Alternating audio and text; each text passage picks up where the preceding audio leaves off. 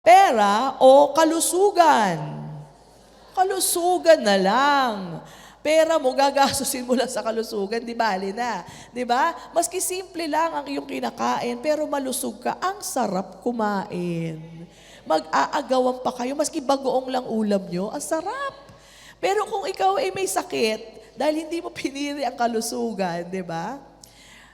Ang sarap man ng ulam mo, mechado man yan, o di ba, lechon. Ang hirap, hindi ka na makakain. Bawal na, isang kutsara na lang. Di ba? So, piliin natin ang kalusugan. At ang kalusugan, nakakamtan kay Kristo Jesus. Amen? Siya po ang nag-provide.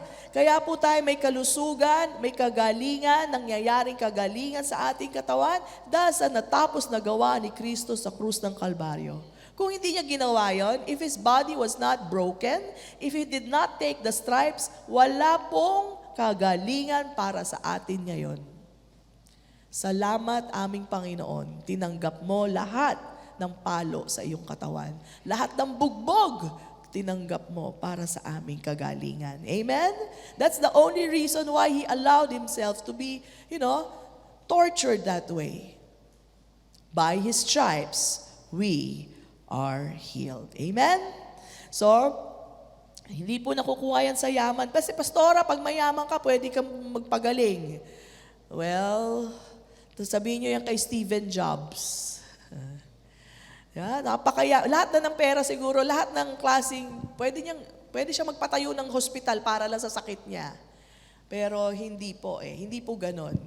So, may kalusugan po galing kay Kristo Jesus. Okay? So, speak the words of healing because Jesus already made a way for our healing at the cross. Isaiah 53 verse 5 says, but He was, sige po, basahin natin, malakas. For our transgression, He was bruised, nabugbog, for our iniquities. The chastisement for our peace was upon Him, and by His stripes, we are healed. Amen? Lahat po yan, tinanggap niya para sa ating kagalingan. Amen? So declare the word, healing is already available. Sabihin natin lahat, magaling na ako kay Kristo Jesus. Amen. One more time, I am healed by the stripes of Jesus. Amen. At kung meron pong may sakit, panalangin po natin sila, no? Because James 5:14, since alam natin, available na ang kagalingan, alright? James 5:14, sabay-sabay, ready and go.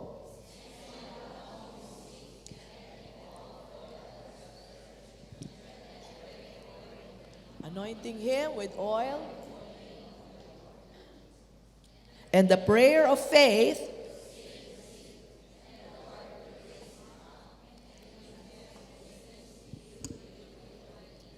confess your trespasses to one another and pray for one another that you may be healed.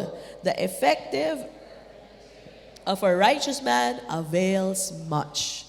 Yan, pangako po yun ng Panginoon. Di ba? Na kung pag-pray po kayo, kayo po ay gagaling. No? So, pag-pray natin ang bawat isa, may narinig kayo o may sakit, pag-pray po natin. Now, again, pangako yan ng Panginoon, di ba, Pastora? Bakit may namamatay pa rin? Pinag-pray ko naman, Pastora. Ako rin, ganun. Pinag-pray ko naman, kaya lang hindi pa rin. Well, you know what? Marami pong mga aspeto dyan. And that's a question that a lot of Christians been asking, no? Well, you know what? Marami pong bagay ang in play. Isa po dyan ay yung kalooban ng tao na may sakit. There are times, ayaw na ng tao, huwag niyo nang pigilan. Ayaw na niya Anong gagawin niyo? Diba? Mas gusto pa nila pumunta na sa langit. We have to respect that because you don't know what they're going through. Hindi niyo alam yung hirap ng katawan nila. Diba? Kayo hindi, mabuhay pa, mabuhay pa, mabuhay pa. Ang gusto niya, go na kay Lord. Panatag na siya Panatag na siya. So, minsan, yung iba kinokondem, bakit mo naman sinasabi yan? I rebuke you. Talagang yun na yung pananampalataya niya. You know? Have that peace in your heart that they are at peace. At peace sila sa kanilang pupuntahan. Right? Because that's not easy. Most people would strive to get well and be, alive. That's not natural. Tandaan niyo yan, hindi natural yan. Para gustuhin na ng tao na, na isang believer na, let me go, I want to go back to the Father. Okay? That is supernatural faith going on there. Because most people would like to live on. Maski na may masakit sa katawan, sabihin nila, hindi, gusto ko pang mabuhay. Okay? So, respect those that have that. No? So, pag pinag-pray mo na at hindi pa rin gumaling, alright, most probably, they have their own will working. Mas gusto na nilang umuwi sa Panginoon. At marami na po akong kilalang ganyan. Okay? So, we respect that. So, but also remember, para do sa mga gustong gumaling, may kagalingan na para sa atin. Tinapos na to ni Kristo sa krus ng Kalbaryo, kaya sabihin mo sa katabi mo, may kagalingan para sa iyo. Amen?